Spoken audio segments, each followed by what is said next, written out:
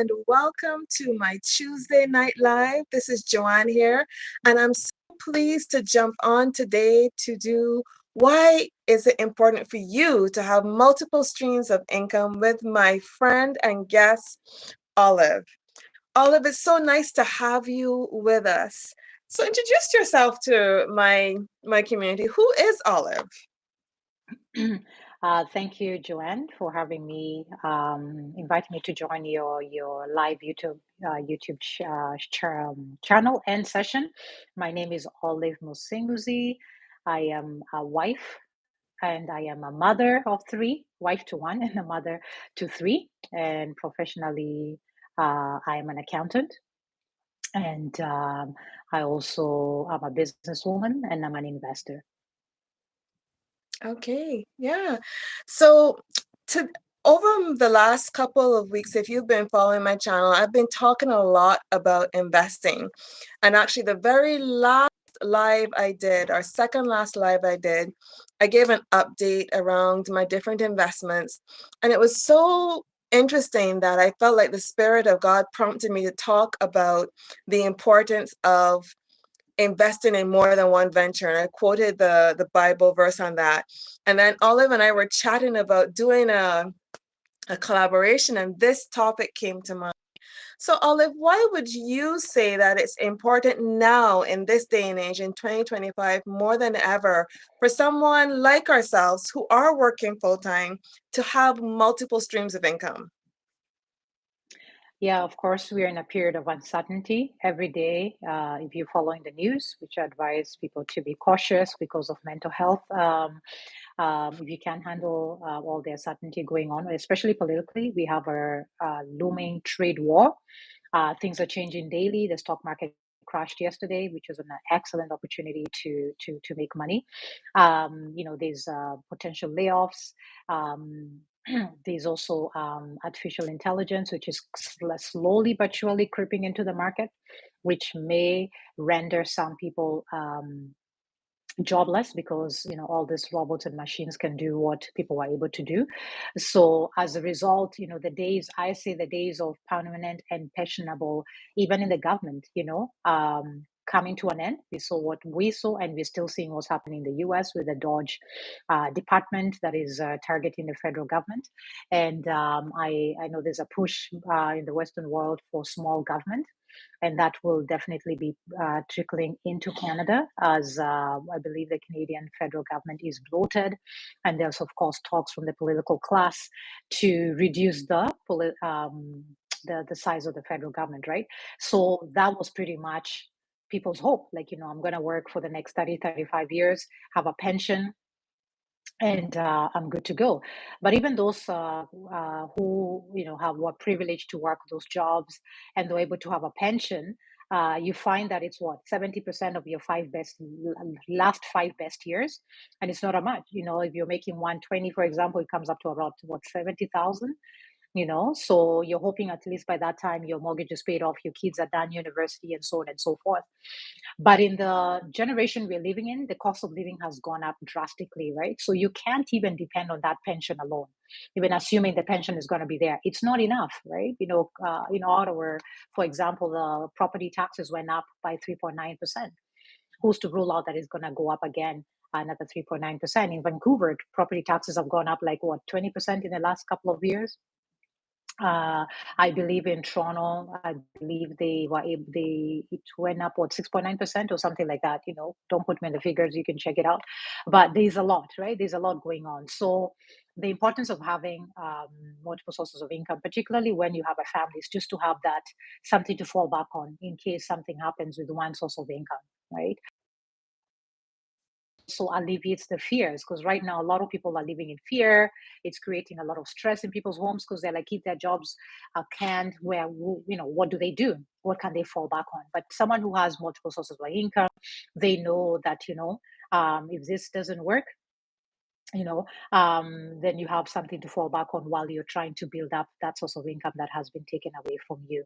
So it's just that sense of certainty, that sense of surety that, you know what, that I'll be okay, irrespective of what happens in the market and at the political level. And this uncertainty is going to be there for some time until, particularly Canada, we settle with a new government, which we're hoping is sooner rather than later, because with a government in limbo, it even creates more uncertainty. But of course, when we have a new government, which we are praying and hoping will happen soon, then some of that, is, we are not in a lame duck kind of environment, so some of that is lessened, and then we have a government that can really go, head on with our US allies to try and come up with a meaningful solution. But I believe, you see, before, it's the best, and it's a good and it's bad times, right? We don't like uncertainty, but you know what, this is the best thing that could ever happen to Canada, and even at the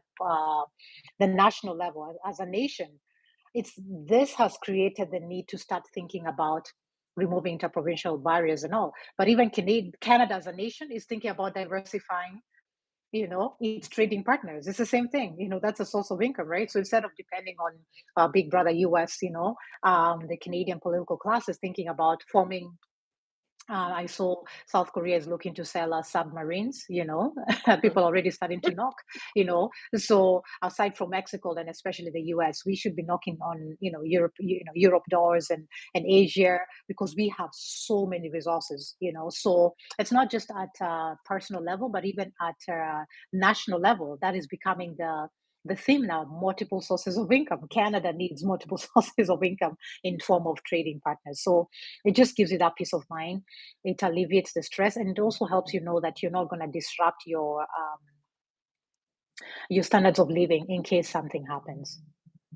Yeah, as you come in, thanks so much. Just drop in the chat where you're tuning in from in Canada. And if you have multiple sources of income, we'd love to hear and see how many sources of income you currently are exploring. For me, Olive, when I thought of it, the key thing that comes to mind is two. One, as far as it depends on me to build my finances. And two, like we talk about this inflationary period that we're in, when you think about the average wage increase that people get year over year, it just doesn't match it.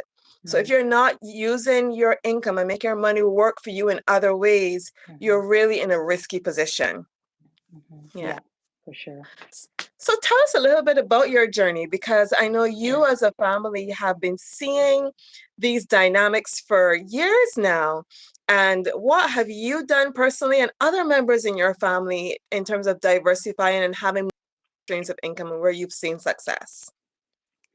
Yeah, so I've always been intrigued with the business world, even though I'm still in corporate, and hopefully sooner than later get that replaced and move more into business and investments, which you get more because I'm more into location freedom, time freedom, and financial freedom. And I have a background in taxes, like I'm also a tax accountant. And the thing that really got me thinking is whenever I filed taxes or did tax planning for my clients, those who are T4s, as a primary source of income, they were so stuck, that's it. There was just no wiggle room as far as tax credits and tax write-offs are concerned. But those who had businesses, they had so much to write off, right? You get all your money, during the year, and then you file your tax at the end of the year, and you're taxed after you've deducted your expenses. But when you're on a T4, you're taxed at source. You don't even see that money. All right. So I keep telling people, when you're told, oh, you're making six-figure income. No, it's not really six-figure income. You have to look at your paycheck and see how much you're taking home. But when you have a business, even if it's a small business, you're able to write off, for example, your home office expenses, your mortgage interest, your bills, and everything. And I always saw those with businesses. It's not easy to start a business, and it's not easy to sustain one, but they always are ahead. Because at any point in time, they're writing this off. They don't have limits. The sky is the limit, as far as how much they can earn. But most people on a T4 income, you're depending on that 2-3% salary increase, maybe a bonus, as cost of living adjustment, and then that's it for the year. But when you have your own business, you can work until 15 hours, because you know what? If I work hard, I'm going to bring in 10%. I can say this year I want to increase my revenue by 10%. So I got on that journey, and I also encouraged my husband, and I asked him, what's the, like biblically, what's the rod in your hand?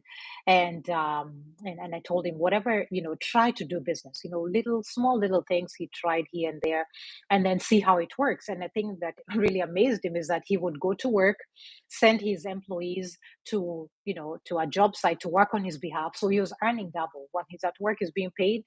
His staff members are working for him. He's still being paid, and he was just like, wow, like this is amazing. This is, first of all, you're creating employment, and number two, you're being paid twice. And he saw how much he could write off. He's still driving the same car, but you're writing off portion of your gas. You still, your gas, your expenses, like your repairs and all that.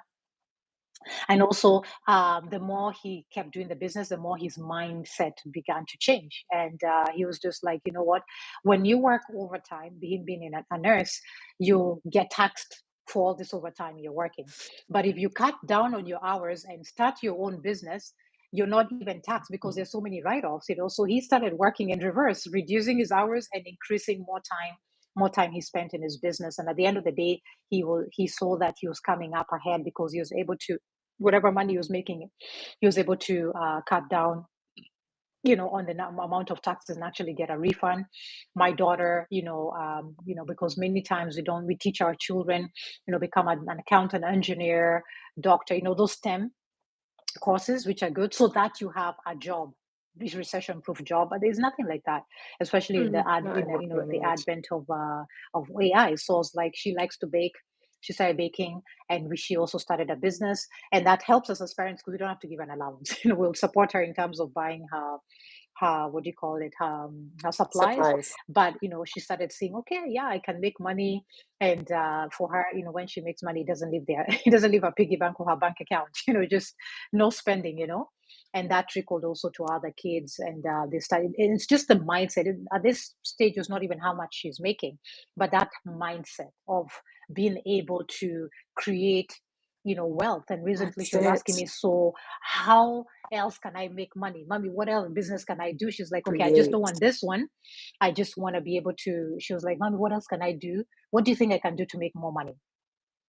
So we are working on that, behind the scenes with her, because she's like, okay, this one is like this, sometimes a bit slow and all. I want to be. She's also now starting to think of multiple sources of income and asking me, Mommy, give me ideas of what I can do so I can make more money. And it also helped her become more responsible. I saw her responsibility level shot up quite significantly. Time management, because she's still a student, she still has her homework and activities, and when she has an order, she has to balance all that. So time management comes to play, because you and I who work 9 to 5, we have, we some of us wake up early to do whatever we have to do for business, and after hours we're also doing things in relation to business. So time management becomes very key. But if you're 9 to 5 and after that, okay, you spend time family and then you go to sleep, sometimes you find that you're not even seeing the opportunities. They say when others are sleeping, you should be awake. There's a YouTube I follow, and say when people are sleeping, we should be eating. You know what I mean? So yeah. I really want to highlight one of the points you mentioned because, as you mentioned, and myself as well, I'm in the finance world, and we command a pretty good salary, and often we think get a promotion, get better pay, or work overtime. But the incremental tax you pay as your income gets higher, Mhm. that dollar extra income that you're earning, it could be 50% or more you're paying in taxes. While if you reduce your overtime and go Mhm. into business, the net money that you take home is actually more. And I just really wanted to highlight that because Yeah. it takes a shift to really understand, even for high income earners, when you're going up that ladder and you're thinking, oh, I want to be vice president or a manager and senior manager, you see the big paycheck, but how much are you actually going to bring home? Right. Yeah, Yeah, absolutely. Yeah. The money is not in the title. yeah. The And money is not in the title, and there's nothing wrong with those positions. But you work so hard, you give in, maybe 15 hours a day, But if I put in 8 and the other 7, so that we equal 15 hours is in business and investments, my take home is going to be so much more, Yes, you know? because really Mhm. wealth is built in how much you keep, right? And Right. again, I really like the point you mentioned because as we advance, I see it particularly in myself. As you advance and you're in a salaried role, the amount of hours that Right. those positions demand, if you Mhm. really think about the per hour pay you're getting, Mhm. again, let alone the net pay you're getting, Mhm. switching to build your own business and be in control and having some of your existing expenses covered by your business actually brings more income into your house. Yeah. So I know you talked about your hubby and you talked about your daughter, but what about yourself? Where have you personally developed multiple streams of income and seen success in the past? Yeah, so I used to own a boutique accounting practice, bookkeeping and taxes. And of course, like when I became, when I had my younger children, I stopped that because of just a lot of work. But I found ways to go around it, as a consultant. And then one of the other things that I do teach, financial management courses through my company, Destiny School of Financial Freedom, just to teach people. Because when I was doing taxes, I realized that a lot of people, even entrepreneurs, they don't know how to manage money. They'll be like, I made all this money and I'm doing really well. I'm like, oh, that's good. So let's look at your taxes. And you find people owing so much money. I've seen entrepreneurs earning $1 million and file for bankruptcy the next year. Because if you don't pay, Caesar what belongs to Caesar, then you're done, right? And a lot of people, entrepreneurs, they really focus on getting their, you know, getting their, the revenue in, and they don't really focus on, how to manage expenses and how to even manage the money that's coming in. And they depend on, okay, my accountant will take care of it, but the accountant will just file the taxes based on the information you give them, not unless you ask them to do some sort of tax planning. So I saw a lot of people making tons of money, and all of a sudden they owe so much money in taxes, and it's pretty hard to start, trying to navigate that process with Revenue Canada to try and reduce your, taxes payable. So I saw a niche there to educate people. I always say people who come to me to file taxes, their financial situation doesn't change as much. Those who come to me for tax planning, those are people who think ahead. For example, in the past, but that has been put on hold now, especially now we're getting to an election, the capital gains tax increase. Last year, they had announced that they were going to increase the inclusion rate to 66.67%, but that's on hold, so it's back to 50% until next year. But if we have a change of government to conservative government, that will be done completely. It will still be 50%. But you find that people are, those who have assets, they started planning, how do I navigate this, right? And then those, who just, okay, let me file taxes, they're caught up, sell, and you're caught up in all this mess of paying 66.67 on anything above capital gains above 250. So of course, $50,000 dollars. So I started learning. I once, one particular person really, left a mark, because we always think business is buying and selling services, right? Buying and selling services, buying and selling goods and services. And we often don't think about, like, the stock market being in business as a stock, for example, a day trader and stuff like that. And so this particular, the largest return I've ever done is over a client who earned, I think it was 50 or 51, $54 million. And when I filed his taxes, prepared his taxes, because now at that level, that's what you call, I was dealing at that point in time, because of my experience, I was dealing with high net worth clients. And high net worth clients really make you to think, because first of all, their taxes are very complex. You really have to be versed with the Tax Act. I always say the Income Tax Act was written for the rich, because no matter what any politician tells you, we're going to tax the rich to take care of the middle class, that's a lie, because the rich can be able to pay a tax accountant or a tax lawyer $1,000 an hour Can to pay look for for the every service, loophole in the book, in the income to tax read plan, every to line. ensure. Read Yeah, every line. It's a yeah. win-win. They'll pay you 10,000. I've seen And people pay challenge it, 8,000. right? Because some of Yeah, there's and gray areas. Exactly. And it's very Yeah, easy to challenge things in the tax court. CRA doesn't always want to go all through because it costs them money. But everyday people cannot pay $1,000 an hour, you know? So that is, so I learned a lot on how their mindset, because creating wealth is a mindset thing, right? You see, like now everybody is scared. Everyone's scared, whoa, the stock market grew, you know? But people who are not scared, they're just looking for opportunities. Deeps bought this, bought this, bought that. They're just, you know, today I had a man was saying yesterday during the crash, he made $45,000, you know. So this gentleman, he ended up owing 6 million, and I knew I had made a mistake. And I remember talking to our accountant in the firm partner, and I said, "Man, you need to review this because I don't know what mistake I made." And he's like, "No, you did it right." And I said, "Man, we need to talk. What does this gentleman do?" And in his case, he was one of the founding members of founding uh, partners of one of the the IT firms here in Ottawa. And pretty much what he did, as you start a company, you allocate yourself shares at $1, $2, you determine the price.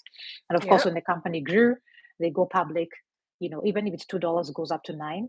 And when you start, I can allocate myself, if you incorporate, allocate yourself $1 million, a million worth of shares, right? So what's $7 times a million? And that's how so he retired on that.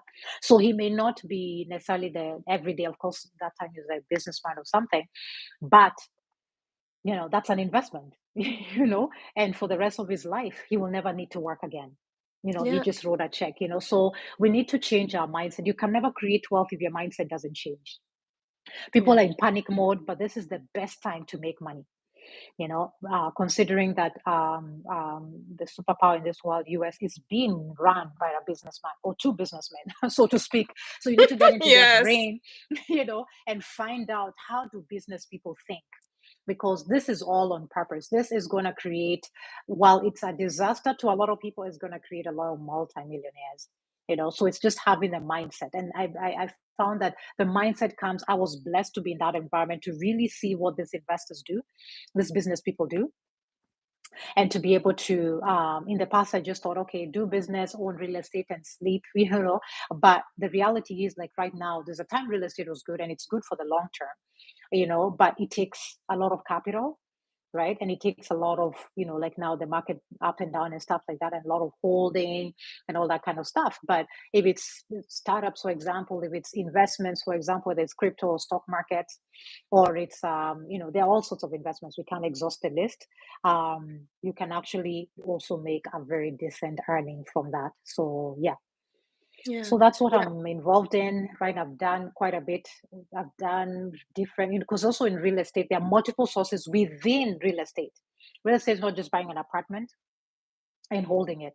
That's one of it. There's buy and hold, there's short-term rentals, there's private equity, or what you call private money within real estate. There's flips. The list is endless, but there's a lot of things you can do.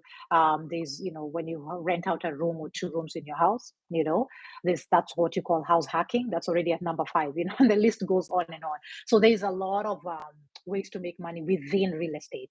So you can be a real estate entrepreneur with different, sources of income within real estate yeah, platform yeah. itself. Yeah. I think I want to highlight a couple of things that you shared, and one of them is really having the mindset to look for the opportunity. You Hmm. can either follow the crowd and be afraid, or follow the crowd and stay, and Hmm. stay in like that employment Hmm. mindset and dependent on one source of income, or Hmm. you can be open-minded and look for the opportunity. Like, for example, in this recent crash that we're having, or correction, if you know the technical term, it's not a crash right now, it's actually It's a just correction. a Yes. correction. Hmm. You can listen to the noise and be influenced by that, or look at the data and look for the opportunity, right? Hmm. And I Hmm. think there were some tremendous opportunities. They And still are. then also having that gumption to act, because it's one thing to look for the opportunity, but if you don't act on them, you're not going to get ahead. And then the second thing I really wanted to highlight was the importance of tax planning. I think Hmm. even myself, when I thought about my employment income and my RRSP, I thought ahead about, okay, we always think we're going to put money in our RRSP. When we take it out, we'll be in a lower tax bracket. But is that really going to be the case? And you need to look at the numbers and really put the scenarios out and plan that, right? So Yeah. taxes and debt you can't get away from. And so Yeah. you can save money is to spend Mhm. time Mhm. planning your taxes and not being Mhm. reactive, but proactive. Mhm. Now, while we were talking yesterday, you shared a really touching story for me about um, a, an example of some families and a lady in particular that you've helped. And I think, in the example that you shared just now with the $54 million gentleman, and, sometimes that isn't real to like the average person.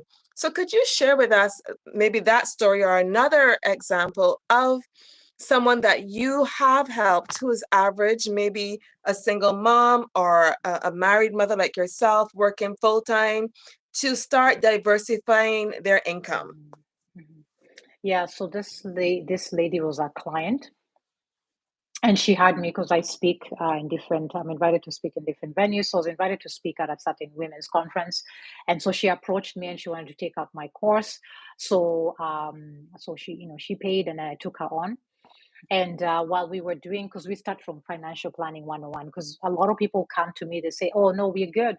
We don't have debt. We do. We are managing it well." And I'm always like, "Let's have 1 hour. Let me Let's look look at at the your facts. numbers, and then I'll determine whether you're good or not." And you're just Yeah, like, wow, like, yeah, we didn't think about that. Oh, we didn't look about the, those little things, your hydro bill, like, oh yeah, and we start saving money just by looking at the financial planning aspect of it. So we started from scratch. She'd already worked with another advisor, but it wasn't working out well for her. So she came over, lots of debts, working the government, wanted to retire in 5 years. And while we were doing that, the training, which was taking up my course and doing the training, she ended up, I realized she loves to cook.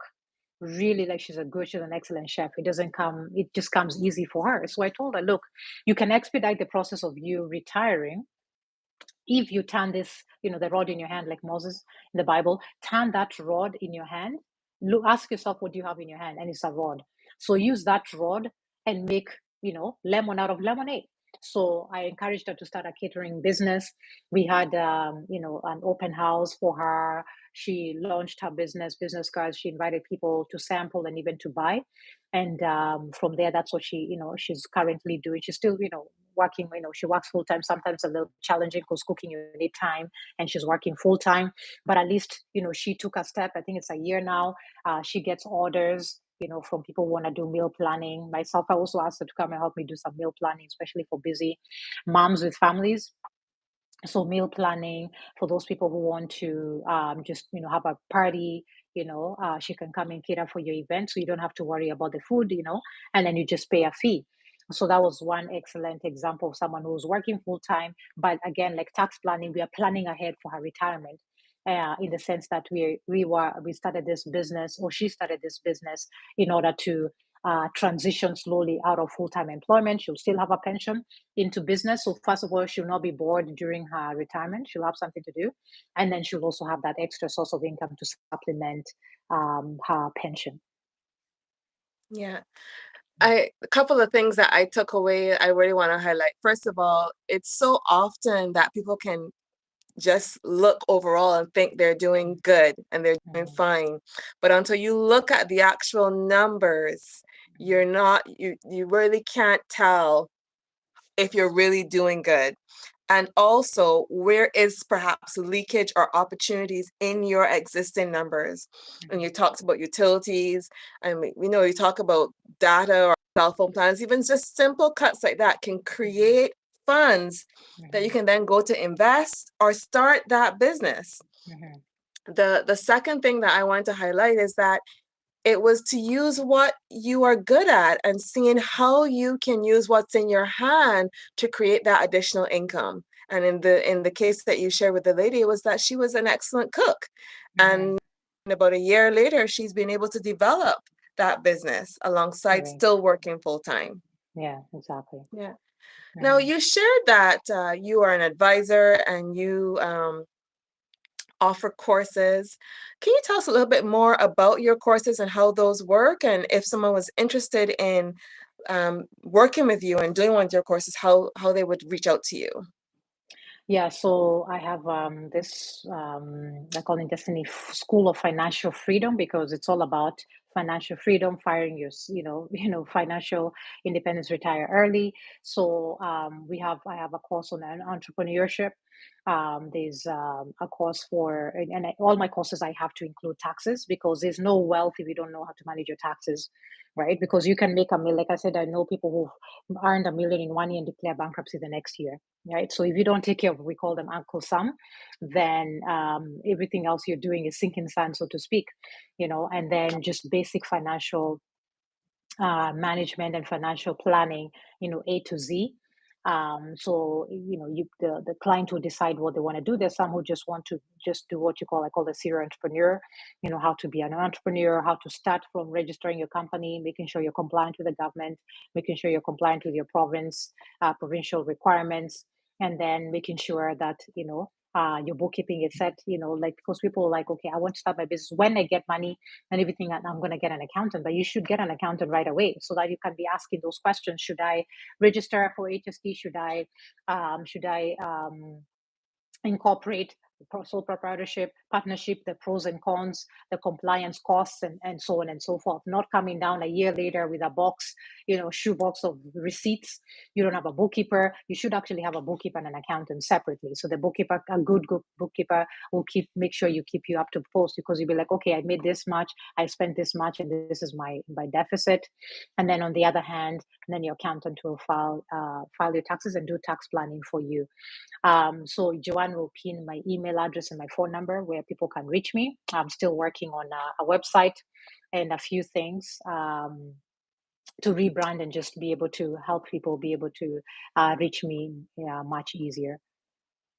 And I also put in the show notes a link to your YouTube channel that I know that Mm-hmm, you have some really good videos because again you have explored many different areas and you were pro investing in real estate, maybe not so much right now given the mm-hmm, times that we're in. There's better mm-hmm, opportunities elsewhere. mm-hmm, But I have put a link to your YouTube channel. You have some great videos about investing in real estate in Kenya, I believe. mm-hmm, mm-hmm. And I believe that you're going to be adding some more current content to your YouTube channel soon. Yes, for sure. Yeah, keep keep subscribe, and we'll keep you posted. And I'll put more, especially now. I think more people are willing to learn about finances because their people's financial base has been shaken. So a lot of people are looking for the right information out there so that they can be able to make informed decisions. So more content, just keep it there. Subscribe, put a notification button, turn on your notification button so that you can get notified when new content is coming up. So we are working on that. Again, like I said, working on our website where people can reach us and where you can, just kind of, press on a drop down menu and you're able to pick up the courses that you want to do. Yeah. And one of the things that there's so many different ways to do courses. And one Mhm. of the things that I personally like about your courses that you mentioned, but I really want to highlight, is that it's not a canned course, that you're very interactive with your clients Mhm, and it's you actually engage one-on-one with your clients or perhaps in small groups, but it's not canned so that each person that works with you is going to get individualized advice conversation. And I mhm, think in this day and age, um, there's so many people who are offering courses and you go log on and some can be really good, but sometimes as an individual you have a specific question and you want to reach out and the additional support is not there. yeah. So when someone's looking to do a course with you, how long is it? How much individual interaction can they expect and so forth? Mhm. So there's two parts. So we have I offer there's a mentorship part, which is a year, because I found people would take the course, they go and they don't know what to do with the information. So there's those which I always suggest take the course. It depends whether it's entrepreneurship. So it runs anywhere to between 8 weeks to 6 months, and we meet once a week. Sorry, and then from there I just transition you into mentorship. So mentorship is where you go out there and look for a business. For example, if you want to buy a business, right? or start a business, okay, I saw this business, can you analyze it for me and let me know if it's viable? Then we analyze it. You've got to use your tools, the tools that you've learned, and put them into practice. So like there's a client who will send me a couple of companies that she's looking at, because she's at the point in time where she's transitioning from work to full-time business. And then we look at them, and we look at geopolitical, because you always have to think about the geopolitical factors, especially now. And how, if the market, a SWOT analysis, your strength, your weaknesses, and all that, opportunities and threats, and to see if it's even viable within the market that the person is in. And then, of course, look at things to do with financing options, whether we can actually get investors too, because capital sometimes is a challenge. So I find those who take up the mentorship course after the course is done, they go further, because they're the ones who end up like this lady launching her own business. There's another who's also about to launch her own business, because we now look at the individual plan, like, what do you want to do? I want to start investing, for example, trading stocks. Okay, this is where you need to start. This is how is it going. I check in, from time to time. And then if it's going to buy a business, this is a business I want to buy. Some will be like, okay, can you come and meet my broker, like the advisor, the business advisor. Okay, I'm here because I'm just going to listen in and ask questions that the client may not have thought of. So it's doing the courses anywhere from 2 months, which is 8 weeks, to 6 months, depending on which one you want to do. And then from there, there's 1 year mentorship after the course is done. Yeah. Thank you for sharing about the mentorship, because I think sometimes, as you said, you can do a course, but it's about that consistent application in action over Mhm. time that's really going to move the needle. And so I think the mentorship element over the year after having done the course, I think that's really valuable. Mhm. So, Olive, it was really great having you on my YouTube channel today.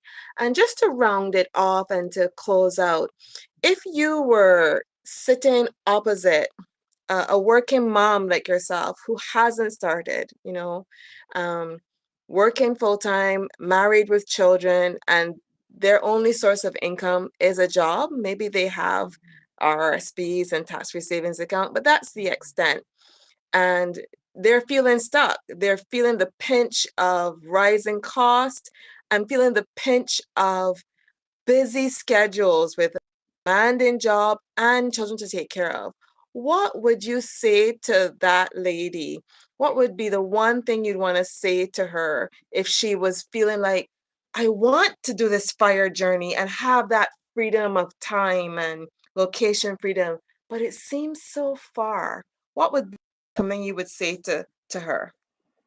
Yeah, being a mother, I'm a mother of three, can be it's a blessing, and a wife too, but can be very challenging because your children have different demands, they have different activities, there's homework, there's activities, there's, and so on and so forth. But I always say start with the rod in your hand. Like, what are you good at? It can be cooking. You just cook while you're cooking for the family. You prepare a meal that you can sell to people. Because when you do something that comes naturally, it stops being a chore, and becomes a delight. So you see yourself as valuable. See yourself as a valuable person. What do you have? For me, I wouldn't do catering, because I cook to provide a meal to my family, but it's not something that I'll do to cater for other people.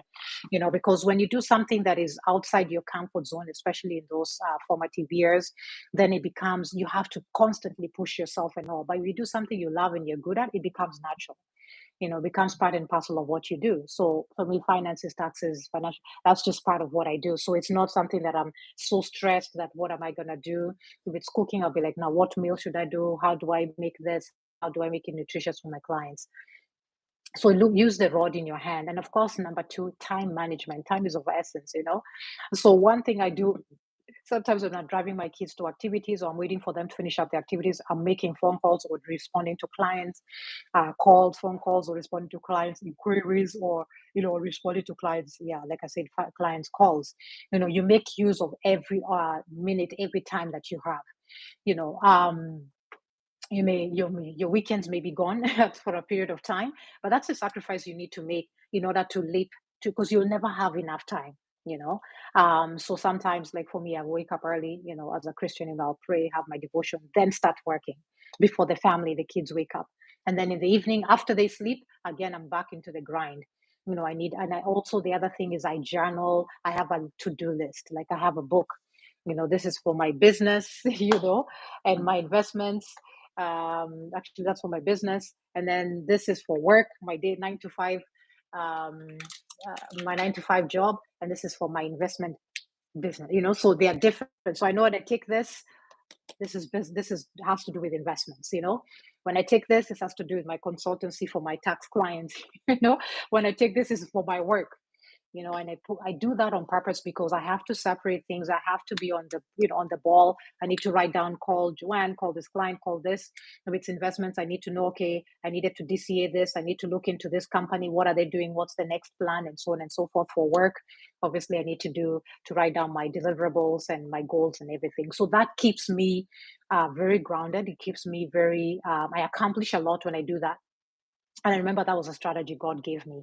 And if I don't do that day, I just really feel like I've done nothing. Today I woke up, I had so much on my plate, but I wrote down everything, every single thing that I needed to do that day. And I was able to accomplish everything, because I have a checkbook. Okay, that's done.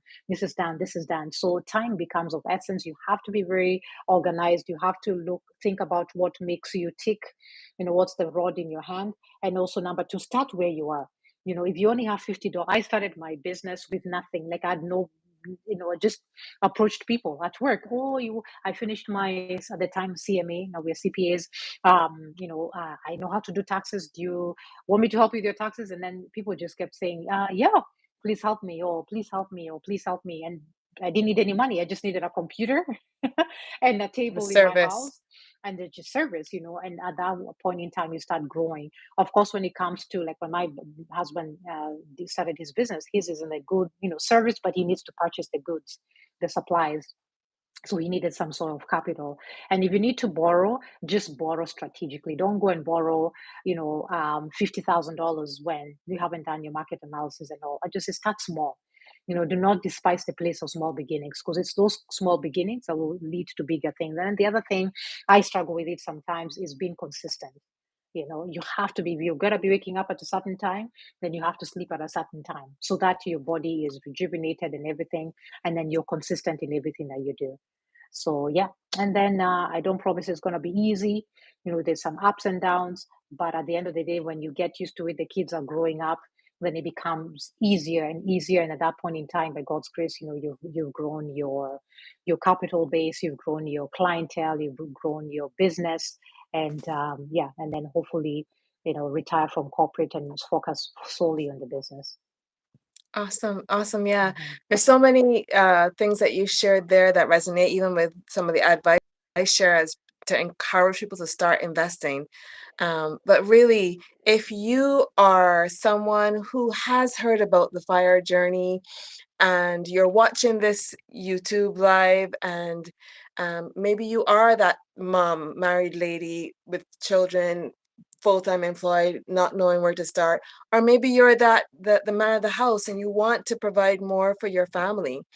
You can reach out to Olive. I have her link in the show notes, and I'll also put if you're local to Ottawa, or I think she actually covers across Canada, you can reach out to her, but just start small, start where you're at, manage your time well, and recognize that there will be a sacrifice, as you get started.